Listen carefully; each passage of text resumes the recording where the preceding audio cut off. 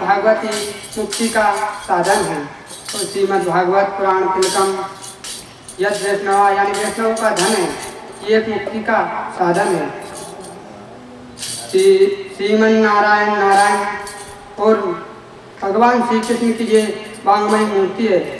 इसके श्रवण मात्र से भगवान के परम गोलक धाम को प्राप्त कर लेते हैं। और ये भागवत भगवान श्री नारायण के द्वारा ब्रह्मा जी को प्राप्त हुई। ब्रह्मा जी से नारद जी को, नारद जी से वेदव्यास जी महाराज को, जैसे श्रीमद् भागवत एक मुक्ति का साधन है। बोलो वृंदावन बिहारी लाल की जय। नारायण नारायण श्रीमन् नारायण नारायण नारायण श्रीमन् नारायण नारायण नारायण श्रीमन् नारायण नारायण श्रीमन् नारायण नारायण नारायण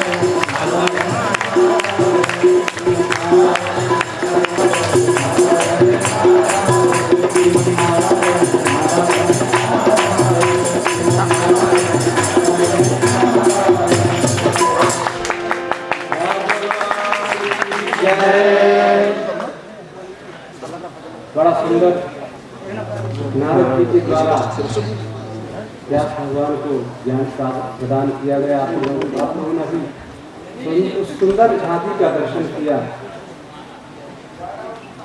नारद जी के दर्शन, व्यास जी के दर्शन हुए।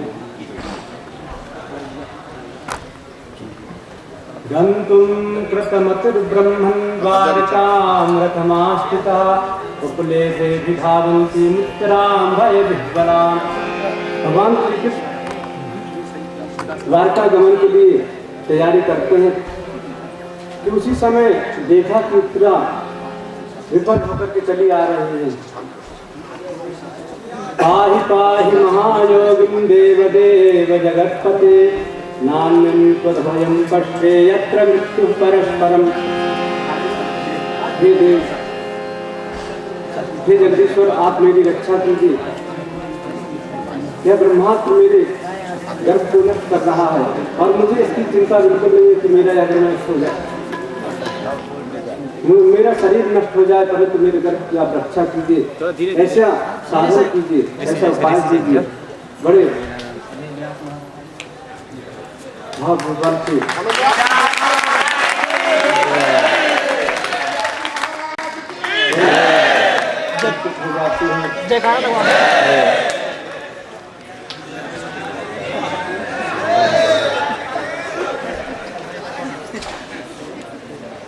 सभी लोग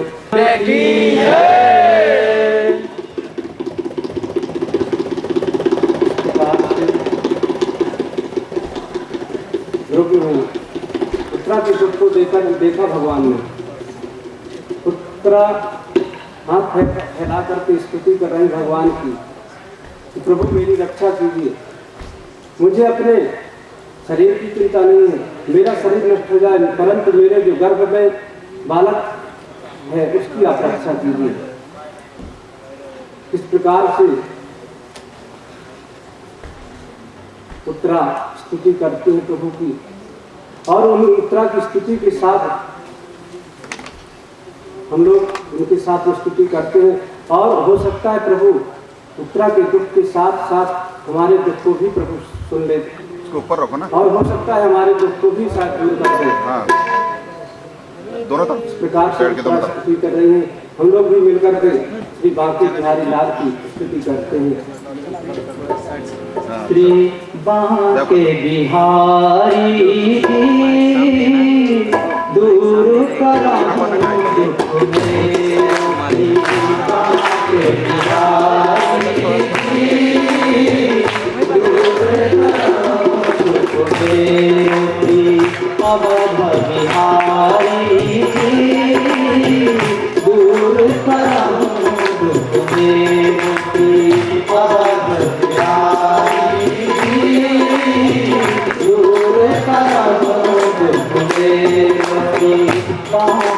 बिहारी दूर करो दूर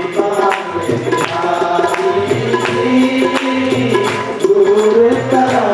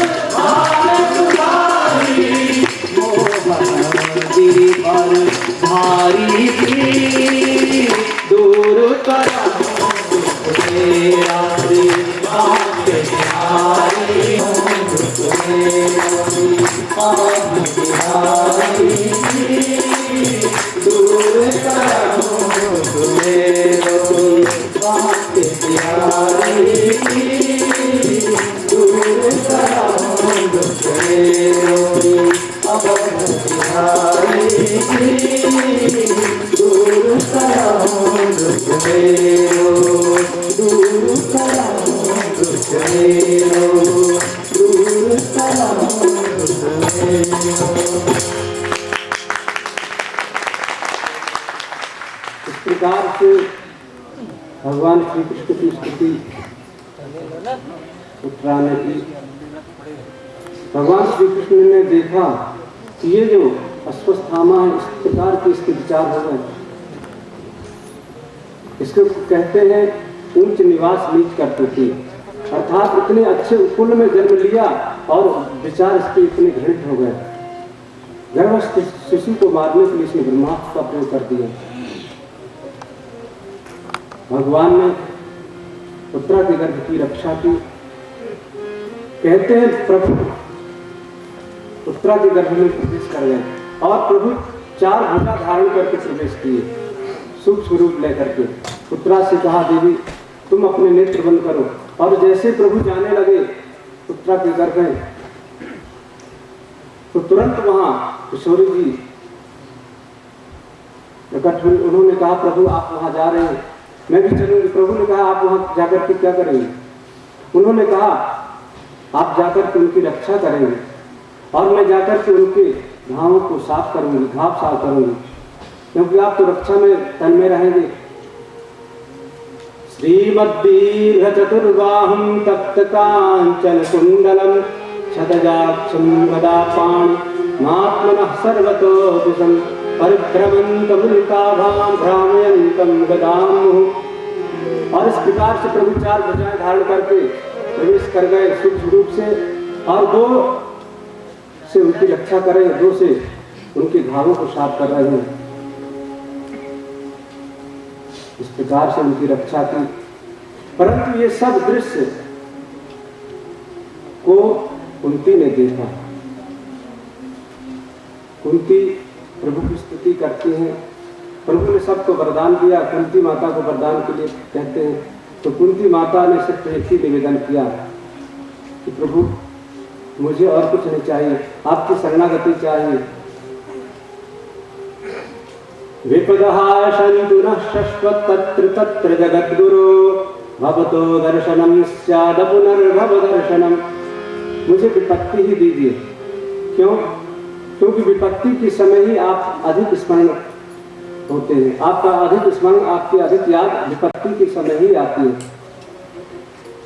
जब लोग सुखी होते हैं तो उस समय आपको प्राय भूल ही जाते हैं। इसलिए मुझे तो विपत्ति ही चाहिए, क्योंकि विपदो नैव विपदा संपदो नैव संपदा विपद विस्मरणम विष्णु संपद नारायण स्मृति। विपत्ति में लोग आपका स्मरण करते हैं, और सबसे संपत्ति मेरे लिए यही है कि विपत्ति पर विपत्ति आती रहे। मनुष्य के लिए सबसे बड़े दुख की बात है कि जब वह परमात्मा को भूल जाता है। और सबसे बड़ी संपत्ति यही है प्रभु कि आपका स्मरण सदा बना रहे, और मुझे कुछ नहीं चाहिए। आपने विशान महादेव पुरुषा दर्शना दत्त सवाया वनवास पुच्छतः मृधे मृधे अनेक महार्थास्त्रो द्रोणस्त्र पश्चात हरे विश्व वनवास के कितने दुखों में आपने हमारी रक्षा की। इस प्रकार से प्रभु ने माता कुंती को सांत्वना दी, उनको सुख प्रदान किया और चलने के लिए उद्यत करते होते हैं द्वारका के लिए। सुभद्रा द्रौपदी कुंती विराट तनया तथा गांधारी धृतराष्ट्रचारी गौतमो यमो। सुभद्रा द्रौपदी कुंती विराट तनया पुत्रा, ये सभी लोग, गांधारी धृतराष्ट्र आदि सभी लोग भगवान की विदाई के लिए आते हैं। सभी लोग बड़े शोकाकुल हैं कि प्रभु जा रहे हैं, और प्रभु सभी से आज्ञा लेकर के जाने लगे। प्रभु के साथ में अर्जुन आदि भी जा रहे हैं, उनकी रक्षा के लिए युधिष्ठिर ने भेजा। परंतु सूत जी कहते हैं, शौनक आदि ने प्रश्न किया, भगवान आपने बताया कि भगवान ने रक्षा की उनकी और उनको ज्ञान प्रदान किया युधिष्ठिर को, फिर भी युधिष्ठिर के समझ में क्यों नहीं आया ज्ञान? व्यास आदि ने भी उनको ज्ञान दिया, फिर भी युधिष्ठिर के समझ में क्यों नहीं आया? तो सूत जी कहते हैं कि एक दिन की बात है, भगवान श्री कृष्ण अपने कक्ष में बैठे हुए थे, नेत्र बंद करके समाधिस्थ अवस्था में थे, और उस अवस्था में वे चिंतन कर रहे थे। युधिष्ठिर जाकर के देखते कि प्रभु समाधिस्थ अवस्था में बैठे हुए हैं, प्रणाम किया, कुछ देर प्रतीक्षा की। जैसे प्रभु ने नेत्र खोले, पूछा, भगवान सारा संसार तो आपका ध्यान करता है, सभी लोग आपका चिंतन करते हैं, आप किसका ध्यान कर रहे हैं? भगवान ने कहा कि राजन, इस समय कुरुक्षेत्र के मैदान में भीष्म पितामह सरसैया पर लेटे हुए हैं और वे अपना अंतिम समय की प्रतीक्षा कर रहे हैं। और इसलिए उचित यही होगा कि चलकर के उनसे जो भी ज्ञान प्राप्त करना चाहें प्राप्त कर लें, क्योंकि अब ऐसे महापुरुष आगे होने वाले नहीं हैं, इतने ज्ञानी।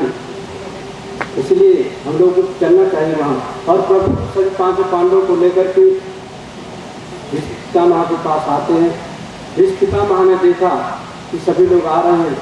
पर्वतो नारदो धौम्यो भगवान वादरायणः बृहदस्सो भरद्वाजा शशिस्वो रेणुकासुतः। बड़े बड़े ऋषि महात्मा पर्वत नारद धौम्य आदि ऋषि वहाँ उपस्थित हुए, पराशर आदि। उनके इस स्वरूप को देखने के लिए 52 दिन से सरसैया पर लेटे हुए हैं श्री भीष्म पितामह। और उनकी स्थिति को देखा। भीष्म पितामह ने देखा कि सभी लोग आ रहे, बड़े प्रसन्न हो गए और उनको बुला करके कहते हैं युधिष्ठिर से, हे युधिष्ठिर, बड़ी सोचनीय बात है कि तुम जैसे धर्मात्मा व्यक्ति जिस पक्ष में हो, भीम अर्जुन जैसे योद्धा हैं, इतना ही नहीं साक्षात परमात्मा जिस पक्ष में हो उनको भी कष्ट भुगतना पड़ा, कष्ट उनको सहना पड़ा। कुंती को कहते हैं, देवी तुमने बहुत कष्ट सहे हैं अपने पुत्रों के लिए, परंतु दैव के विधान को हम लोग तो टाल नहीं सकते हैं। इसलिए इसमें आप बिल्कुल शोक ना करें, चिंता ना करें। युधिष्ठिर से कहा कि राजन, आप ऐसा क्यों सोचते हैं कि मेरे ही कारण ये वध का हुआ है, मेरे ही कारण सब वध हुआ है, इन हत्याओं का मैं ही कारण हूं, तुम तो निमित्त मात्र हो। द्रोणं च भीष्मं च जयद्रथं च कर्णं तथा नान्यपि योधवीरान् मया हतस्त्वां जहिमा विदुष्टा युद्धस्य जेतासि रणे सपत्नान्। तुम शायद भूल गए युधिष्ठिर, ये गीता के समय भगवान ने कहा था अर्जुन से कि तुम तो निमित्त मात्र हो और तुमसे पहले ये सब मृत्यु के प्राप्त हो चुके हैं। भीष्म पितामह कहते हैं, ये जो तुम्हारे पास में इस साक्षात नारायण ही है, इनको साधारण महापुरुष मत समझो, इनकी शरणागति लो और अपनी मुक्ति का मार्ग प्रशस्त करो। भगवान श्री कृष्ण ने कहा कि हे पितामह, आप इनको कुछ उपदेश दीजिए। भीष्म पितामह ने कहा, सदैव देवो भगवान प्रतीक्षिताम कलेवरम यावदुदं हिनोम्यहम्। जब तक मैं अपने इस देह का परित्याग न कर दूं, तो प्रभु आपको प्रतीक्षा करनी होगी, क्योंकि अभी तक आपने मुझको बड़ी प्रतीक्षा कराई है, परंतु आज आपको प्रतीक्षा करनी होगी। और दान धर्मान राजधर्मान मोक्ष धर्मान विभागशः स्त्री धर्मान भगवत धर्मान समासव्यासयोगतः। दान धर्म राजधर्म आदि का विस्तार से वर्णन किया, किस प्रकार से राजा को दान करना चाहिए, किस प्रकार से राजकोष को बढ़ाना चाहिए, राजधर्म क्या है, राजा को किन किन नीतियों को अपनाना चाहिए कि राज्य में किस प्रकार से खुशहाली छाई रहे, इन सब को बताया। स्त्री धर्म का वर्णन किया और मोक्ष धर्म का वर्णन किया। इस प्रकार से वर्णन करते करते उत्तरायण का समय आया। भीष्म पितामह ने कहा, अब आप लोग कृपा करके शांत हो जाइए, अब आप लोगों को मुझसे कुछ भी वार्तालाप नहीं करनी है। अब मैं दो बात श्री कृष्ण से, श्री वासुदेव से ही करना चाहता हूँ। और भीष्म पितामह सुंदर स्तुति करने लगे भगवान श्री कृष्ण की। इति मति रूप कल्पिता वितृष्णा भगवती सात्वत पुण्यवे विभूमि स्वसुखमुपगते क्वचित् विहर्तुं प्रकृतिमुपेयुषि यद्भवत् प्रवाहः। भीष्म पितामह कहते, भगवान ये जो मेरी मति है आपके चरणों में लग जाए, और ये जो मेरी बुद्धि है मैं आपको समर्पित करना चाहता हूँ। मेरी जो बुद्धि रूपी पुत्री है मैं आपके चरणों में समर्पित करना चाहता हूँ। इसने आपको वर्ण कर लिया है, इसको आप अपनाइए। क्योंकि आपसे बढ़कर इस संसार में कोई दूसरा सुंदर पुरुष मेरी पुत्री के लायक है ही नहीं। क्योंकि शादी विवाह होता उस समय आप लोगों ने देखा होगा, वर कन्या को या